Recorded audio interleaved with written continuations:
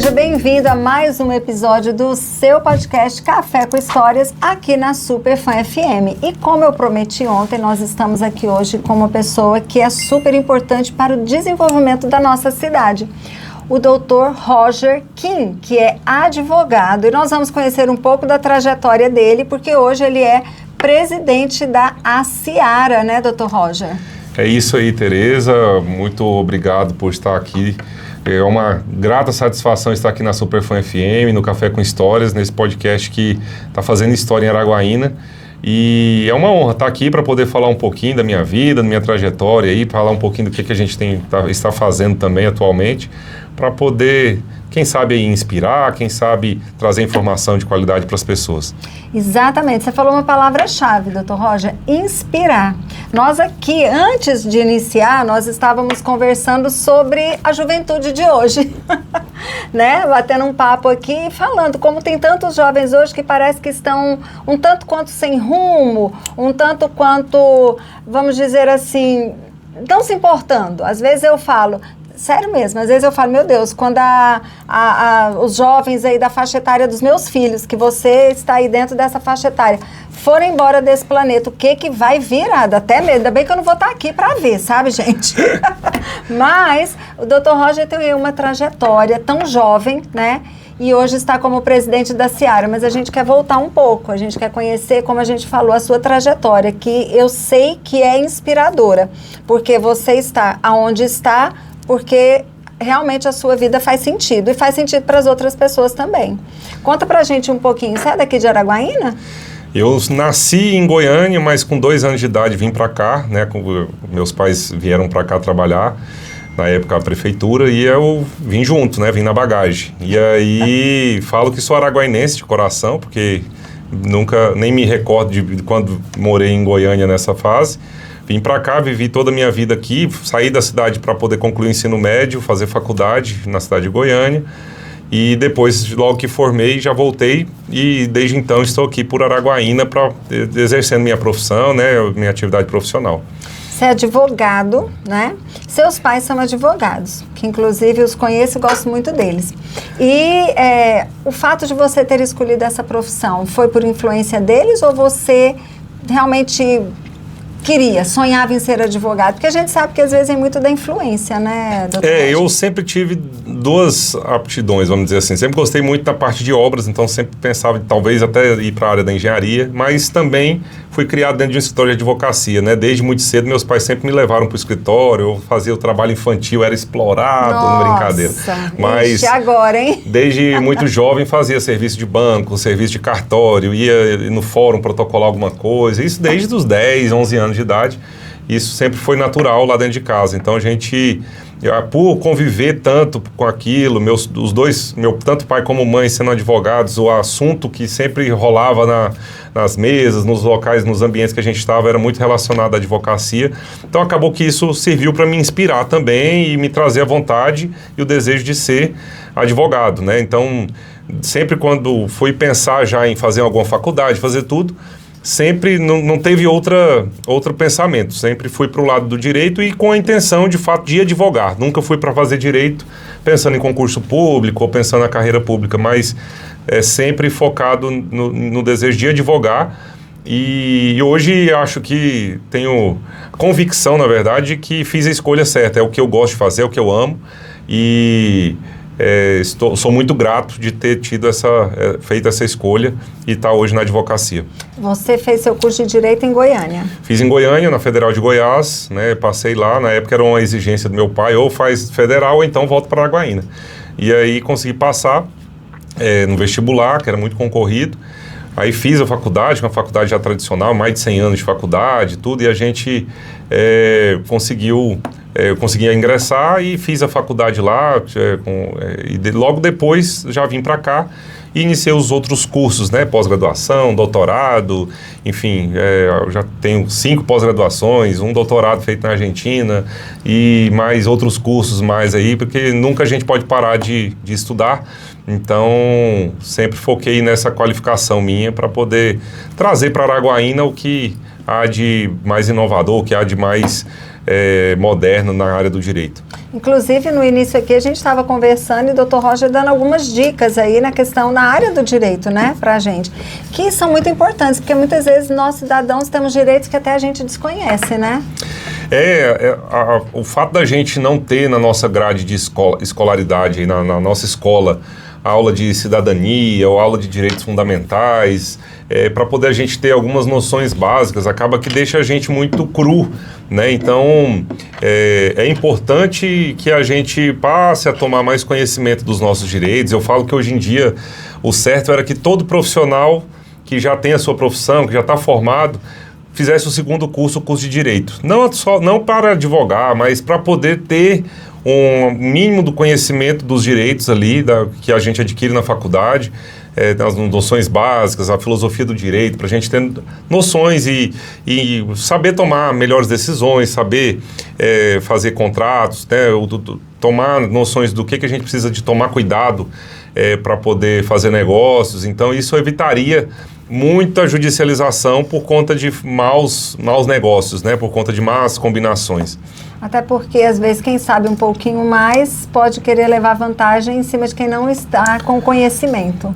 O leigo acaba que, se ele não procurar a ajuda de um profissional para tomar alguma decisão, ele pode ser influenciado de forma negativa, né, de forma a trazer algum tipo de prejuízo.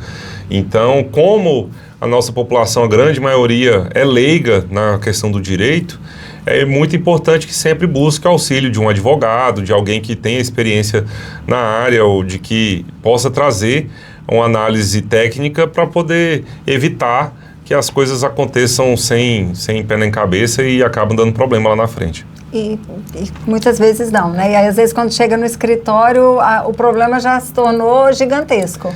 Faz parte, né? A profissão do direito é a profissão de resolver problemas, né, dos outros. Então, o advogado, ele é resolvedor de problemas. Então, quando chega algum serviço para advogado, é algum problema que aconteceu e a gente tem que aprender a lidar com isso e saber solucionar qualquer tipo de problema, né? Com quantos anos você começou a advogar? Eu tinha 22 anos recém-completados quando eu passei... Eu passei na OAB ainda no 8º período da faculdade, mas só pude pegar a inscrição depois de formado.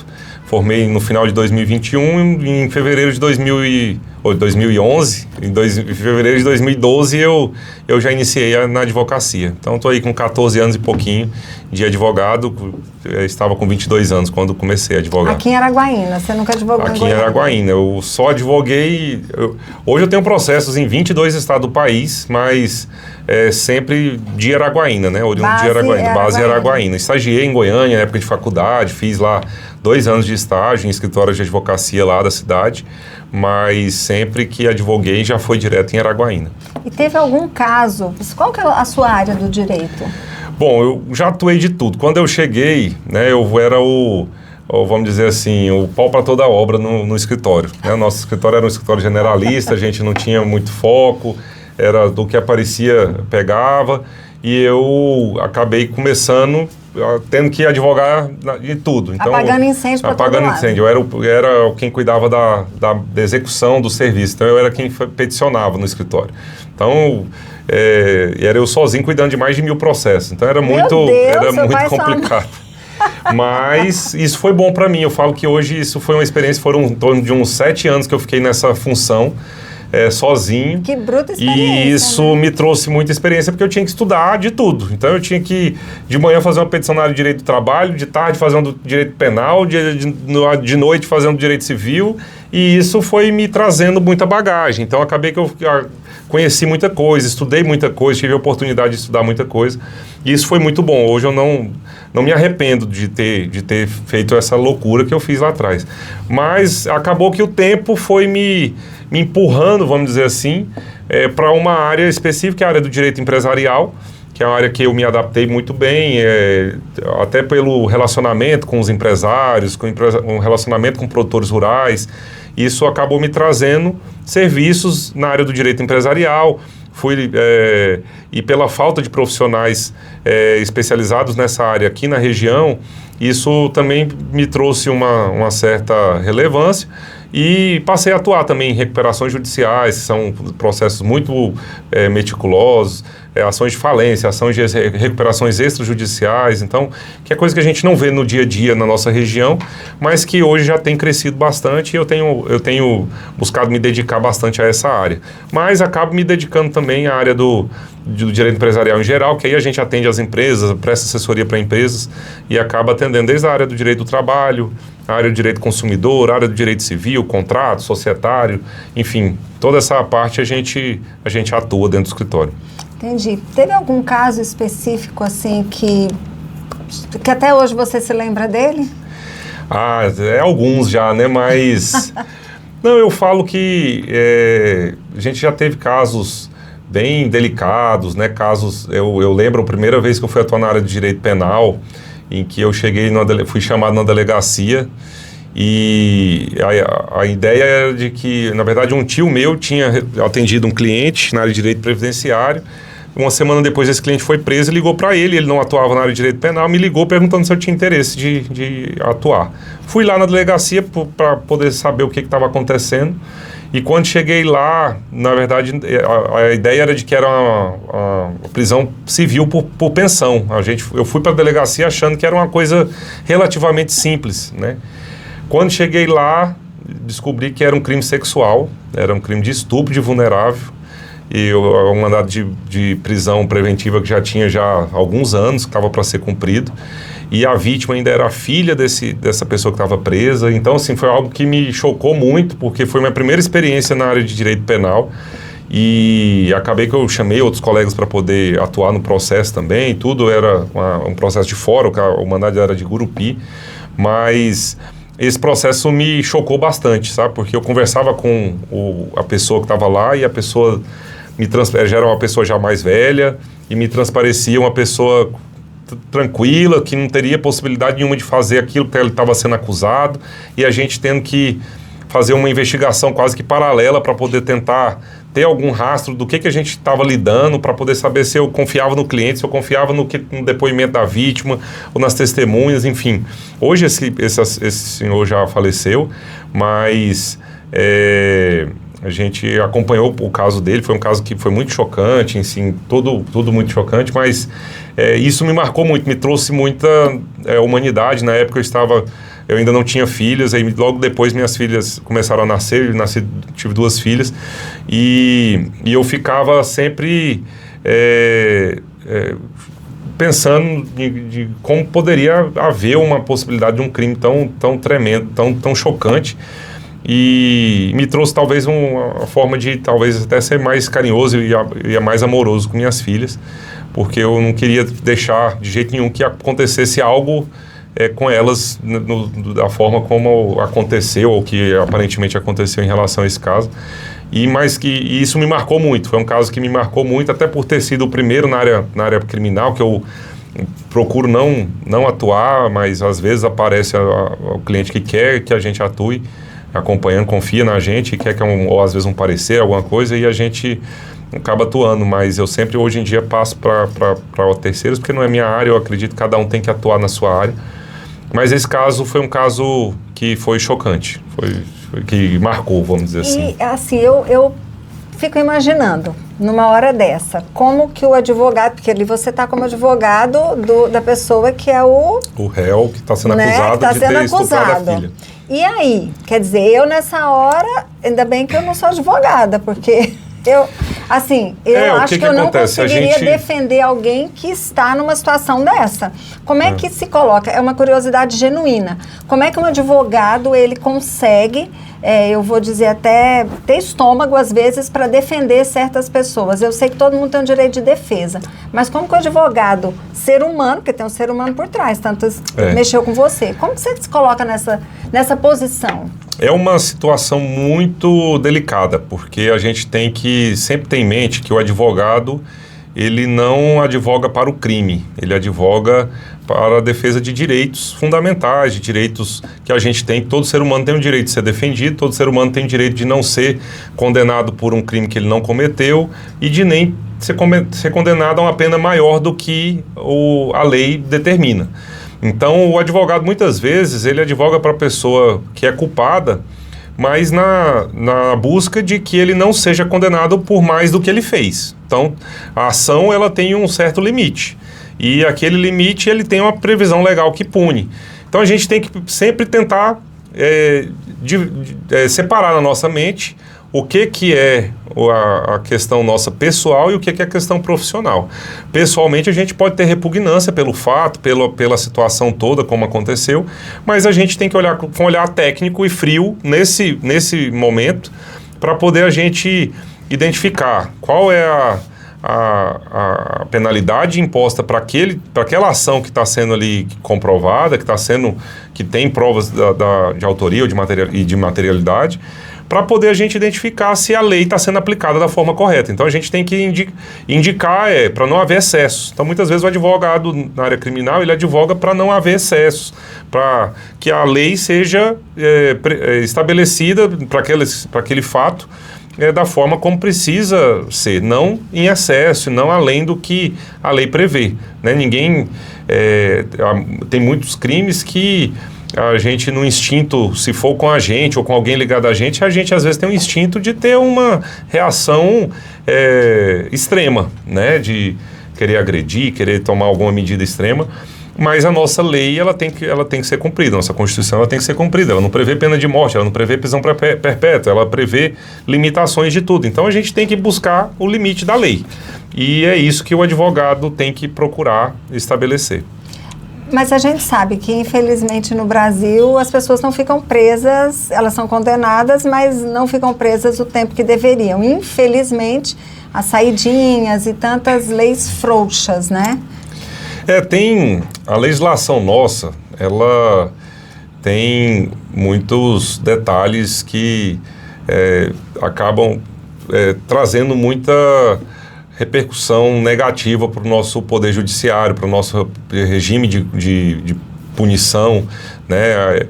Isso é algo que já vem sendo debatido há muitos anos. Desde a minha época de faculdade lá, a gente falava muito sobre a questão de alteração de pena, alteração de maioridade penal, previsão de castração química para alguns crimes, previsão de pena de morte ou previsão de prisão perpétua. Enfim, tudo isso já vem sendo debatido nas academias e no nosso Congresso também. Mas é uma questão que o Congresso acaba tendo que legislar. O Congresso, a gente precisa, para poder a gente talvez melhorar a legislação, a gente tem que melhorar o Congresso e para poder depois a gente poder ter, porque o crime ele é baseado na data que ele acontece. Então, a lei que existe naquela data, ela tem que ser utilizada para aquele crime, para aquele fato. Então, teoricamente é o seguinte, se eu vou fazer alguma coisa, eu tenho que já ter a ciência do que isso pode me acontecer. Não pode vir uma lei daqui uma semana, por conta de um fato que eu fiz hoje, a lei vir daqui uma semana e passar a punir de uma forma diferente o que eu fiz. Então, a pena, o aumento de pena, ela só vale dali para frente, de quando for sancionado, ou passar a vigiar a lei, dali para frente. Então, assim, um processo que demanda tempo. A gente tem uma sensação de segurança, a gente precisa de alterar a lei, esperar que essa lei comece a funcionar, que essa lei tenha repercussão, que as pessoas começam a temer alguma punição, para dali elas pararem de praticar.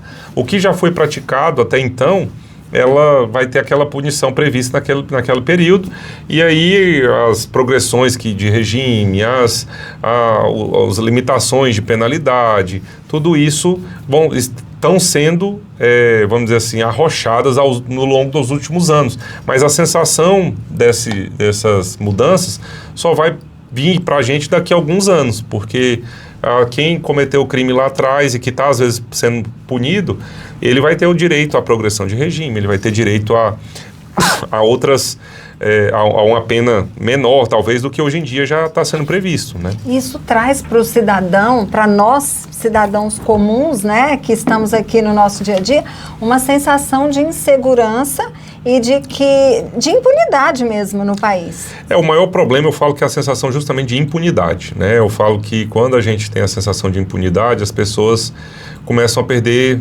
o medo de fazer a coisa errada.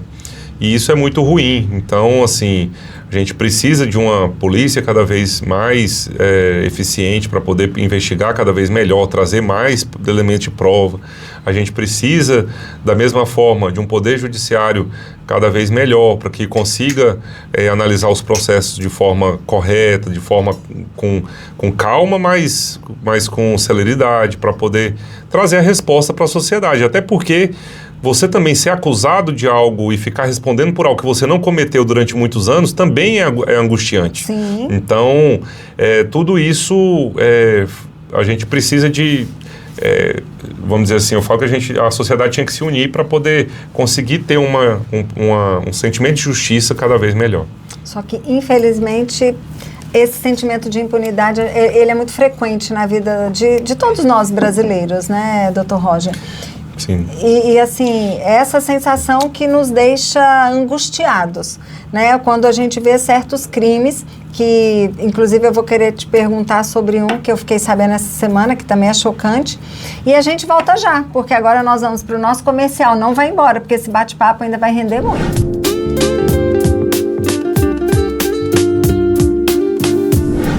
E cá estamos nós de volta na sua companhia para continuar esse bate-papo super interessante com o Dr. Roger Kim, que sabe tanto. E sabe de uma coisa? Você tem voz de radialista. Alguém já te falou isso? Não, já me disseram já alguma coisa sobre isso, mas... E esse microfone tá... Mas, okay. Mas não... Nunca tive a oportunidade também, né? Mas é uma profissão que eu admiro bastante. Você tem voz de radialista, olha, qualquer coisa, as portas da Superfã estão abertas. Olha aí, quem sabe, né?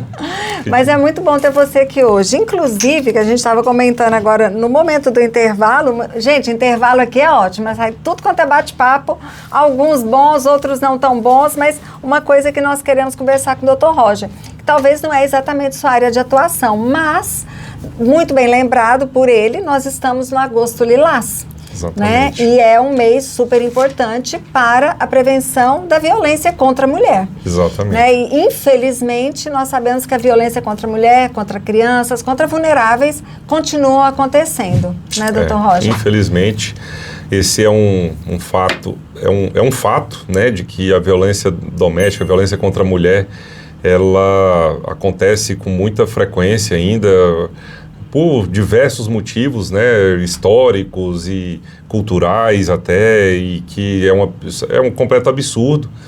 Eu sou um homem que foi educado por uma mãe muito rigorosa e que sempre me ensinou muito sobre a questão do respeito às mulheres, né, da necessidade da gente realizar medidas e ações positivas no sentido de proteger, né, a mulher da violência normal, da violência que existe no dia a dia aí da nossa sociedade.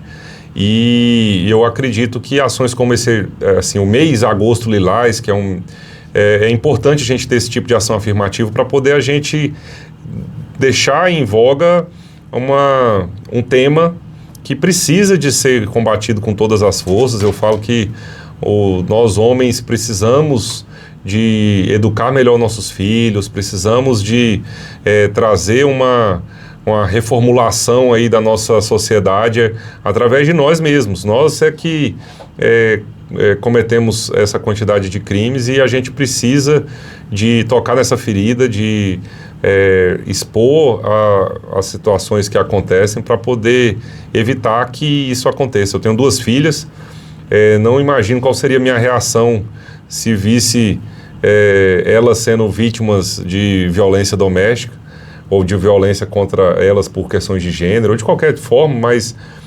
isso me faz sempre apoiar ações e medidas em favor da defesa da mulher.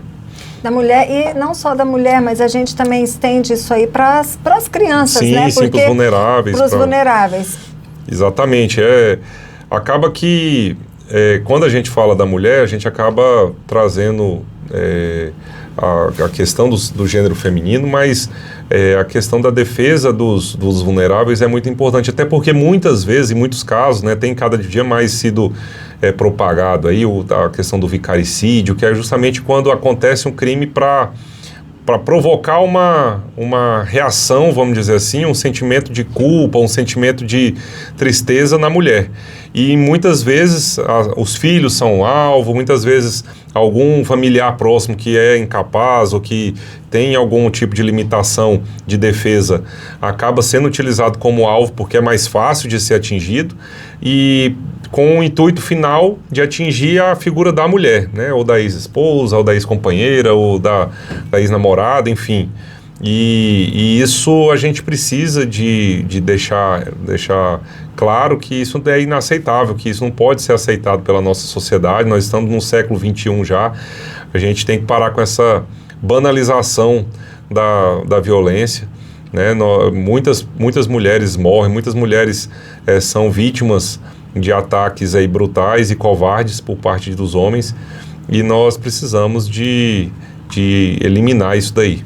E fazer as penas, como a gente já falou antes, mais rigorosas, né? Porque muitas vezes a polícia prende e o juiz solta. E eu falo, Tereza, também, porque nem só de pena adianta, sabe? Eu acho que a gente precisa de ter um trabalho mais estrutural. É igual questão ambiental, vamos dizer assim. Ambiental, se você não ensinar a criança que ela não pode jogar o lixo no chão e tem que jogar no lixo, ela sempre vai continuar jogando no chão. Se a gente não ensinar para os homens o valor real das mulheres, se a gente não ensinar para os homens lá de pequeno que eles têm que respeitar as mulheres acima de qualquer coisa, que um não da mulher não pode significar a perda da razão de viver e que isso tem que causar ele se motivar a matar alguém ou a agredir alguém porque a mulher falou um não, porque a mulher falou que não quer ele ou que quer separar dele ou que não quer fazer algo com ele.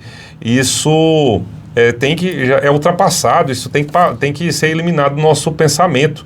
Não pode um homem ser rejeitado e por conta de uma rejeição ele decidir matar uma mulher, ou decidir bater numa mulher, ou matar um filho da mulher para poder atingir ela.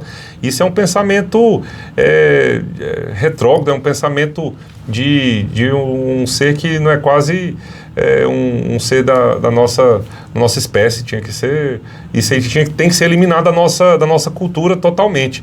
Então eu falo que a gente tem que ter trabalhos efetivos de médio e longo prazo, desde a educação, nas escolas, dentro de casa. Por isso é que eu bato muito na tecla. Uma vez eu fiz um artigo falando justamente sobre isso, que é a necessidade do homem da gente pensar na reeducação dos nossos filhos, dos nossos meninos, das nossas crianças do sexo masculino. Eu li esse artigo, achei sensacional. E porque se a gente não mudar os homens, nós vamos continuar tendo a violência, e aí a gente vai só apagar fogo, a gente vai só tendo que punir, e aí vamos tirando da sociedade os homens que agridem as mulheres. Mas se eles não parar de agredir, daqui a pouco está todo mundo preso e não vai ter acabado a violência, não resolveu o problema. Então a gente tem que procurar resolver a causa e não só o efeito, né? Então eu bato muito nessa tecla e sou fã de algumas medidas que eu já vi de algumas pessoas que tocam nesse assunto com essa abordagem, porque eu acho que é a única forma da gente resolver. Lógico, a gente tem que ter penas duras, tem que ter a investigação bem feita, tem que ter a punição para quem comete esse tipo de crime contra a mulher ou contra vulneráveis, mas não só isso. Eu acho que a gente precisa de focar no combate à formação de homens agressores, que isso é muito importante. Isso passa pela educação. Com certeza. Né? E nós tivemos aqui, inclusive se você não assistiu, eu quero te convidar a assistir o podcast que nós fizemos alguns dias atrás, com a nossa secretária da Mulher, Suzana Salazar. Foi incrível o bate-papo com ela. Passeamos aí pelos primórdios de Araguaína e chegamos nesse assunto que é fundamental, né? E eu acho interessante que aqui em Araguaína nós temos algumas ações que passam pela educação. Sim. E isso é necessário, se faz necessário em todas as áreas. Exatamente. Né? Porque é só educação, como você falou, educando as nossas crianças, talvez é um resultado que a gente vai ver lá na frente. Exatamente. Mas educando as nossas crianças, a gente vai conseguir chegar lá pelo menos a tentativa, né, de ter uma sociedade onde a gente discute menos falar de feminicídio. Exatamente. Feminicídio é esse tipo de ação de violência. É um tema que já devia ter acabado, né? Eu queria que não tivesse, né, nas páginas, que a gente não precisasse falar disso, porque meu sonho é que a gente chegue num dia em que o Agosto Lilás vai ser uma lembrança do passado, que a gente não precise de ter ações afirmativas para poder ficar defendendo, combatendo a violência doméstica, ou a violência contra a mulher ou contra os vulneráveis, enfim. Mas eu falo que em um espaço curto de tempo isso não vai ser possível, infelizmente. A gente ainda tem uma cultura machista muito grande, movimentos aí que vão aparecendo aí na internet, propagando para os jovens aí como se fosse bonito ser opressor das mulheres, ou de tratar mal as mulheres, que isso seja algo interessante ou que é algo bonito, enfim. Infelizmente esse tipo enquanto tiver esse tipo de discurso, esse tipo de situação, a gente ainda vai continuar vendo o resultado lá na frente, que é quando o homem acha que ele tem a mulher como sendo dele, como sendo uma propriedade, uma posse, e aí qualquer movimento da mulher no sentido de ser livre, de exercer suas vontades, de exercer sua liberdade, ela vai ser vítima de pessoas com a mentalidade retrógrada. E uma coisa que muitas vezes a mulher ela é vítima de violência sem perceber que é vítima de violência. Existem vários tipos de violência, né, que muitas vezes a gente não percebe. Tem violência psicológica, né, tem violência patrimonial, tem violência física, enfim, são vários tipos de violência que as mulheres às vezes vão se acostumando. Começa muitas vezes de forma imperceptível, começa com um sinal pequeno, ela acha que aquilo não vai acontecer, aí vai dando brecha, que aquilo não vai voltar a acontecer, aí vai dando brecha, aquilo vai acontecendo novamente, e ela vai achando que não, que foi só um rompante, que vai passar, e o grau da violência vai só crescendo.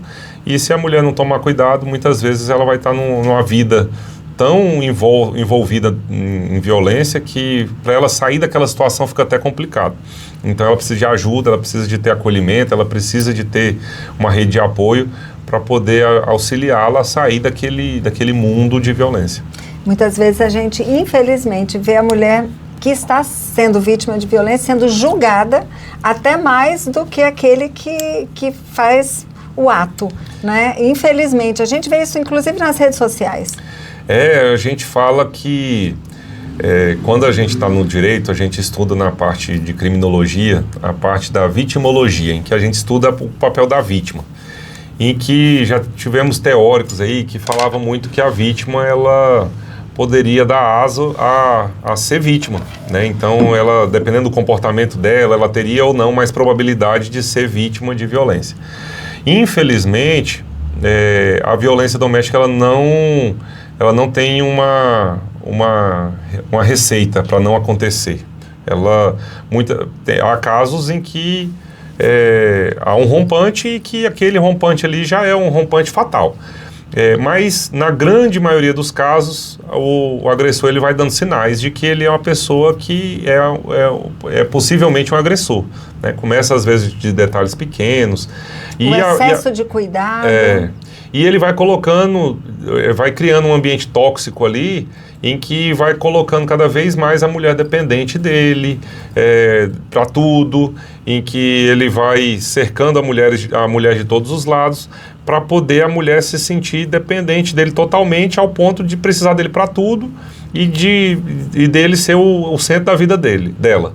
Na hora que ela dá qualquer sinal de que ela está percebendo que ele não é o centro da vida, dela, ele começa a achar que aquilo ali não pode acontecer e começa a promover agressões mais vamos dizer assim, visuais, que a gente consegue perceber, mais perceptíveis. E aí é quando a gente começa a ter mais facilidade de perceber, de identificar. Mas até lá há um processo de recrutamento, vamos dizer assim, da vítima, que é muito difícil de ser sinalizado, é muito difícil da mulher expor aquela situação, é muito difícil dela identificar que ela está sendo vítima. E aí, quando ela identifica, ela tem que procurar ajuda, ela tem que ter uma rede de apoio, ela tem que ter um auxílio do Estado, um auxílio da sociedade. E, principalmente, a gente não pode ficar julgando a pessoa por ser vítima.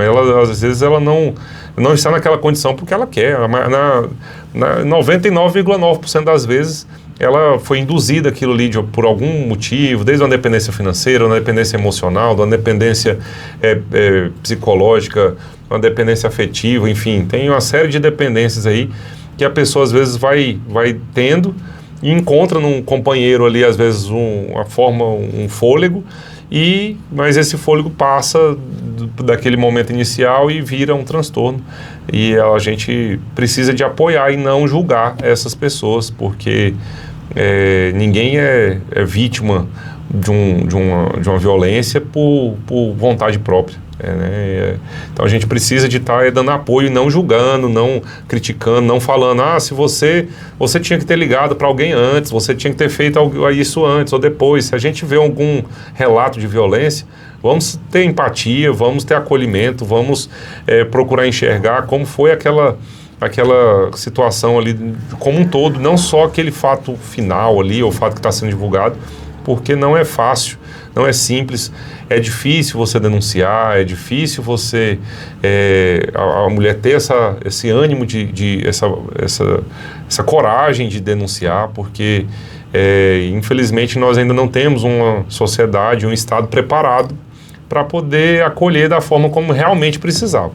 Mas vem melhorando, ao longo do tempo aí as medidas vêm sendo adotadas pelo governo, a pressão popular vem pressionando para que isso melhore.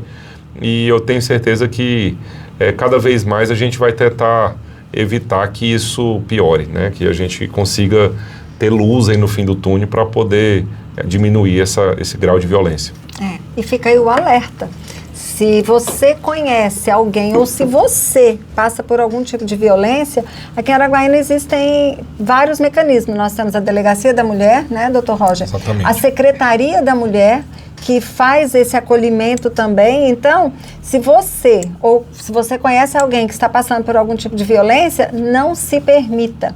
Não permita, que às vezes parece pequeno hoje, mas pode se transformar em um crime, né? Sim. Daqui a pouco, fatal. Como nós vimos, inclusive, acho que semana passada, nós tivemos um caso de feminicídio em Araguaína.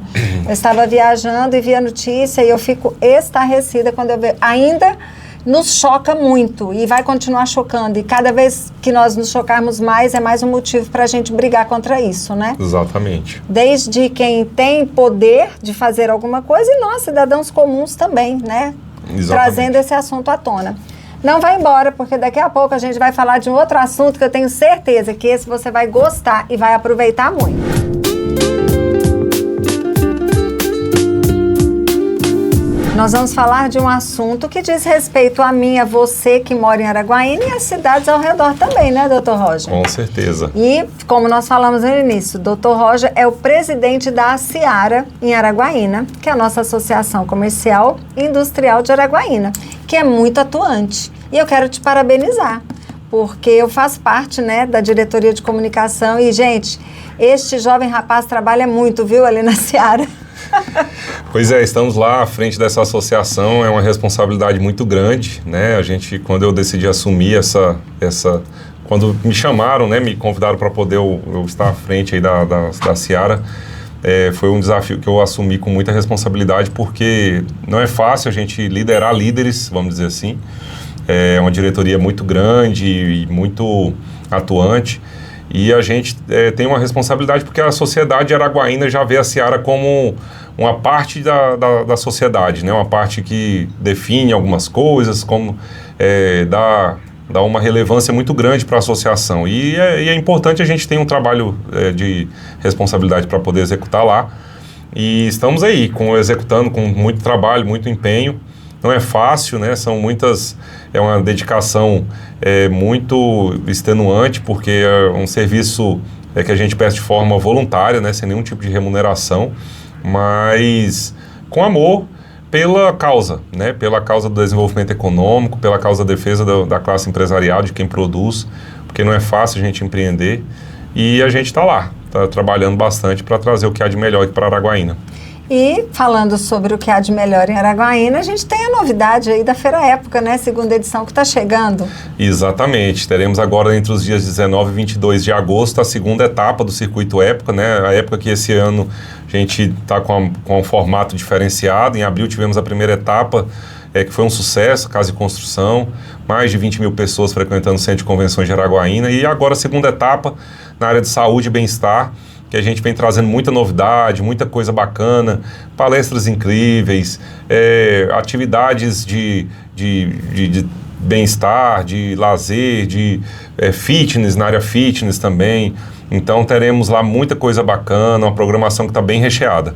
Realmente, está bem recheada. Fala um pouquinho das pessoas que vão participar, porque nós temos um palestrante que é dizer, o palestrante principal da feira. Da abertura, no dia da abertura, no dia 19 à noite, a gente vai ter a palestra magna do Dr. Bactéria, né? Ele que ficou famoso por ter atuado durante muitos anos com um quadro no Fantástico, da Rede Globo, e ele atualmente ele faz participações em outras emissoras de TV, a nível nacional, possui mais de 1,5 milhão de seguidores no Instagram, enfim, e faz uma palestra show, né? Ele traz uma visão muito bacana do que a gente pode trazer da área da saúde para o nosso dia a dia, dicas do que a gente pode fazer no nosso dia a dia para melhorar a nossa saúde.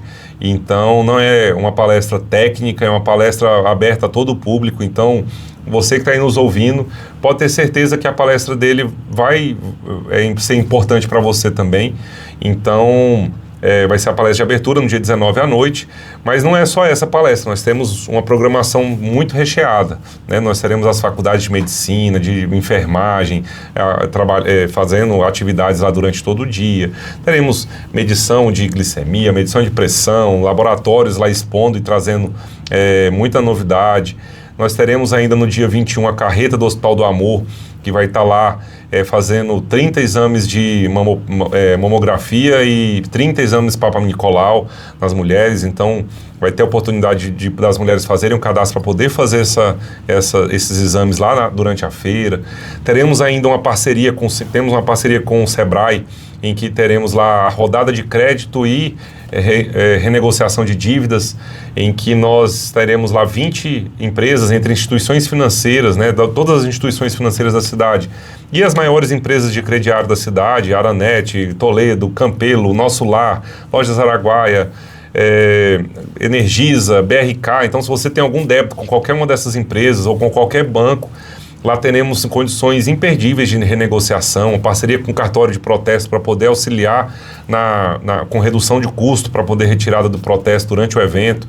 Então isso vai ser no dia 20, durante todo o dia, das 8 às 17 horas vai ter essa rodada de crédito. Então na quinta-feira vai ser bem bacana.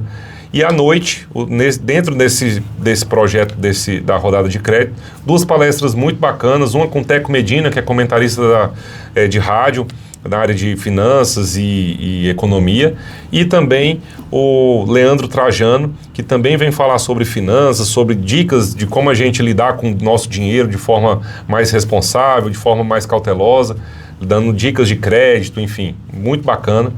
Na sexta-feira à tarde, nós teremos um evento do SESI, em que a gente falará sobre saúde mental, sobre também nutrição, dicas para poder a gente se alimentar melhor, a gente ter uma alimentação mais balanceada, a gente também, dicas para a gente cuidar da nossa saúde, no nosso dia a dia. Então, muito bacana. Teremos um evento também, que é o Encontro Previdenciário, organizado pela Associação de Advogados de Araguaína, em que teremos grandes palestrantes de todo o estado e também de fora. Vem um palestrante que é o Frederico Amado, o maior escritor de direito previdenciário do país, vai vir palestrar também. É um evento que vai ser sexta e sábado. Na sexta-feira à noite, teremos a noite do SEMEC, que é uma noite pensada com muito carinho, que o SEMEC sempre inova e sempre traz palestras de muita qualidade. Então teremos também 2 palestrantes muito bacanas para poder falar sobre empreendedorismo feminino, inspirar as mulheres para poder que as mulheres já estão dominando o cenário econômico nosso e cada vez mais com a atuação do SEMEC tão relevante como vem sendo, inclusive com a sua participação ali na vice-presidência e na presidência interina, já que nossa presidente ficou mais de 60 dias afastada. Você fez um trabalho muito, muito bacana e está fazendo um trabalho muito interessante à frente do SEMEC, então tenho certeza que vai ser uma noite muito bacana.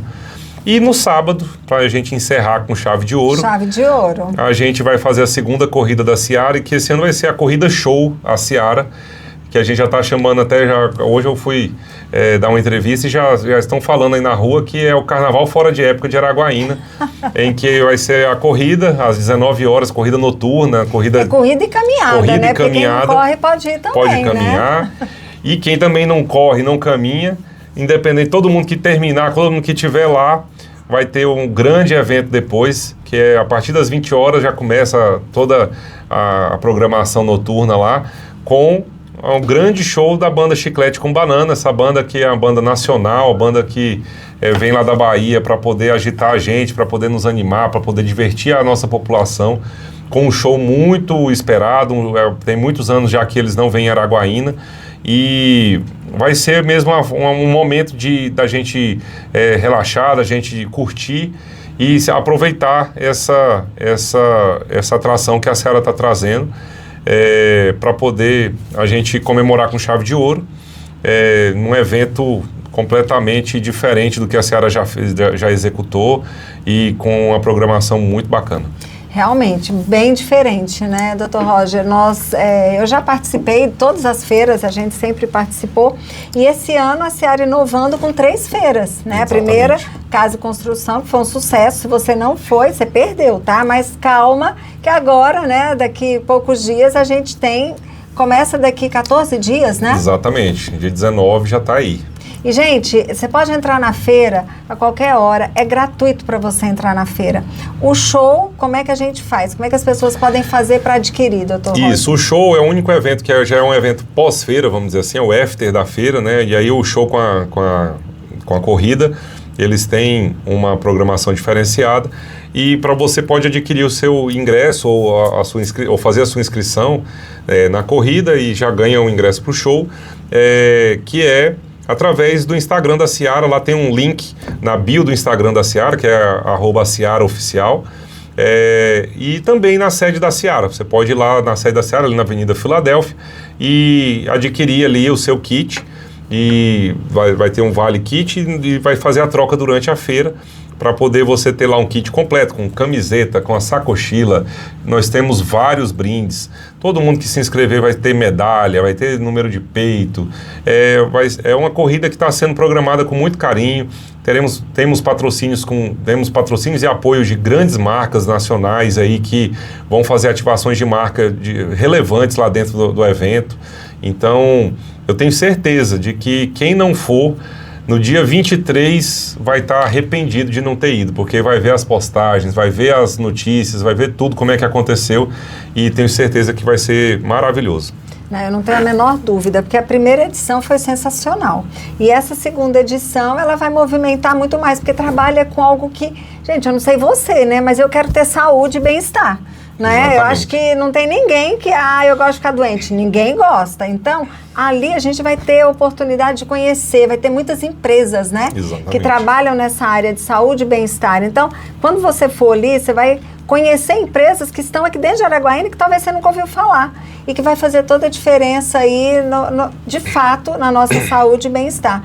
Clínicas, empresas de beleza e tudo mais, né, doutor Roger? Exatamente. Nós teremos lá clínicas médicas, laboratórios, institutos de estética, consultórios odontológicos, todo mundo que trabalha com o ser humano vai estar por lá. Então nós teremos academias, teremos empresas de nutrição, empresas de suplementação energética, né, suplementação de atividade física, enfim. Nós teremos ainda empresas com carros, instituições de crédito, pessoal da área de tecnologia também. Nós estamos trazendo muita inovação para a feira, então vai ter muita coisa nova. empresas de fora que estão vindo para poder expor, acreditando no mercado de Araguaína, que é justamente esse o objetivo. O objetivo nosso de realizar uma feira, a Seara não tem lucro, na verdade faz é gastar dinheiro com a feira e muita energia, e dá muito trabalho, mas a Seara faz isso para poder movimentar a cidade de Araguaína, movimentar a nossa economia, né? A gente acredita numa economia que gira e a gente precisa de movimentar a economia, trazer oportunidades em um cenário de juros tão elevados que acabam dificultando muito os investimentos. Então, se a gente tiver uma economia pujante, uma economia que gire mais, a gente vai ter mais geração de emprego, mais geração de renda, para poder a gente conseguir evoluir a nossa cidade. Gente, então eu quero te convidar, nós queremos, né, doutor Roger, te convidar para participar da segunda edição da Feira Época, né, que vai ser um evento maravilhoso, é gratuito, gente. Você vai pagar pelo show e a palestra do Dr. Bactéria tem uma taxinha também, né? A palestra do Dr. Bactéria é R$25, que é uma taxa para poder só custear a passagem do Dr. Bactéria, e a gente está fazendo mesmo para poder ter o máximo de público possível, o máximo de gente frequentando, para poder visitar, porque quem não vai está perdendo, pessoal, porque é muito bacana, é um ambiente climatizado, o centro de convenções é muito bacana, um ambiente com qualidade para receber a nossa população, os nossos visitantes. Então, nós estamos lá preparados para poder te receber da melhor forma possível. Não perca essa oportunidade, é de graça, não tem desculpa, tem estacionamento, tem acessibilidade, tem tudo que é necessário para poder ter um evento sem defeitos. E tem também para criança, né? Porque exatamente. A feira época passada, meus netos foram e não queria sair de lá. Porque tem espaço para criança também. Tem espaço kids, tudo é pensado para poder a gente trazer a melhor experiência possível para quem visita a nossa feira. Nós temos ainda o podcast, que é o Conexão Época, que a Tereza nos ajuda lá. Então é um podcast muito bacana, com muito conteúdo de qualidade. Então, se você está aí pensando no que fazer entre os dias 19 e 22, você já sabe. Vai na Época Casa e Construção do Centro de Convenções de Araguaína. Casa e Construção, não. Época Saúde e Bem-Estar. Olha, Voltou a fita. Mas na Época Saúde e Bem-Estar, porque lá é o local para você se divertir, é o local para você aprender, é o local para você comprar, é o local para você conhecer coisas novas e aprender bastante. Com certeza, gente, vai ser maravilhoso, tá? Ontem a gente teve uma reunião ali na diretoria, né, e tá todo mundo bem animado, bem antenado, porque a gente sabe que vai ser um evento bacana, porque o comércio, ele é fundamental na nossa cidade. Sim. E como você falou, a economia gira. Vem gente de fora, os hotéis ficam cheios, restaurantes, enfim, faz a economia girar, né? Exatamente. E a Seara tá aqui para isso, porque a Seara é a casa do empresário, né? Exatamente. A Seara é uma entidade cinquentenária, são 50 anos de associação voltada exclusivamente para a defesa dos interesses da classe empresarial. Então, quando a gente fala disso, o que é isso? É lutar pelo desenvolvimento da nossa cidade. As empresas ficam saudáveis quando a nossa economia está saudável. Quando a economia está saudável, tem mais gente empregada, tem mais gente ganhando melhor, tem serviços públicos de qualidade porque vão ser recolhidos mais impostos, porque a economia está girando mais. Então é um ciclo virtuoso. Quando a classe empresarial é valorizada e está bem, toda a sociedade está bem. Então a Seara, ela luta para que a classe empresarial fique bem, porque a classe empresarial estando bem, vem junto com ela todo mundo. Então é isso que a gente busca através das ações da associação. Parabéns, doutor Rogers. Você à frente da Seara tem sido realmente uma inspiração. Eu sabia que ia ser uma excelente presidência da Seara, eu aceitei fazer parte, né, ali de uma diretoria, mas realmente tem sido surpreendente. Tenho aprendido muito, acho que todo mundo que está ali. E você não perca, como o Dr. Roger falou, você tem compromisso no centro de convenções, né? Exatamente. Que além de tudo é um lugar bonito, né? Que ali bem facinho de chegar, com estacionamento, gente. Se você perder, como o Dr. Roger falou, no dia 23 você vai acordar e falar, puxa vida, e agora? Perdi, mas não faz isso não. Vai lá, né? Vai lá que a gente está te esperando. Doutor Roger, tem aqui um pequeno mimo, né? Doutor Roger já participou de um podcast, tá? Depois você vai lá no nosso canal do YouTube, ele já tem uma caneca. Vai fazer coleção, hein? Fazer coleção agora, fazer um par. Agora é pra Vânia, né, então? Muito bom. Tem aqui um café pra você e um brownie. Eu espero que você goste. Muito obrigado. Tá meio de dieta, mas um brownie da Doleta, eu acho que você não vai abrir mão. Não mesmo. Muito obrigado. Eu agradeço ao Café com Histórias. Eu agradeço muito a você, Tereza. Você que tem sido uma diretora lá da Seara muito atuante, que tem me ajudado muito, tem sido uma parceirona de todas as horas. Eu sou muito grato pela sua amizade, pelo seu comprometimento, pela sua parceria. Agradecer a Superfã FM aqui por estar abrindo as portas para esse projeto tão maravilhoso que a Tereza tem estado à frente aqui. É um projeto inovador, né? A gente não tem em Araguaína, eu creio, outro podcast em rádio aqui na cidade, mas é um momento de entrevista, é um momento de interação muito bacana. Eu tenho acompanhado sempre que posso, porque é um conteúdo de qualidade. Então, parabéns por essa iniciativa, parabéns à Superfã. E fica o convite para vocês. Do dia 19 a 22, vão lá na Feira Época que vocês não vão se arrepender. Muito obrigado. Qualquer coisa, entra ali no Instagram da Seara, @SearaOficial, né? Exatamente. Obrigada, doutor Roger. Obrigada a você que nos acompanhou até agora. Obrigada, Mel, como sempre. Mel aqui com a gente. E tenha uma boa noite. Até quarta-feira que vem.